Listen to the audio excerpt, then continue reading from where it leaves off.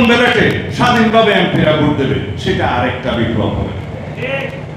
আর প্রধানমন্ত্রীর মেয়াদ আমরা 10 বছরের সীমাবদ্ধ করলাম, সেটা ধরনের অর্জন নয়।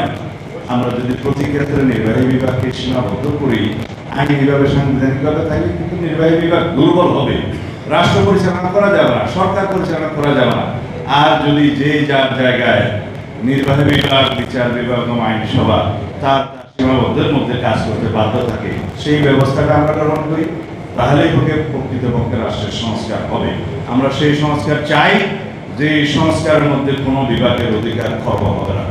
আমরা সেই সংস্কার চাই, যে সংস্কারের মধ্য দিয়ে রাষ্ট্রের একটি শক্তিশালী গণতান্ত্রিক রাষ্ট্র নির্মিত হবে। সেই সংস্কার আমরা চাই, সংবিধানের হবে, এবং যার ফলশ্রুতিতে আমরা দেশ জাতির মধ্যে একটা অর্থনৈতিক মুক্তি অর্জন করতে পারবো। সেই রাষ্ট্র ব্যবস্থা, সেই সমাজ ব্যবস্থা আমরা কামনা করি।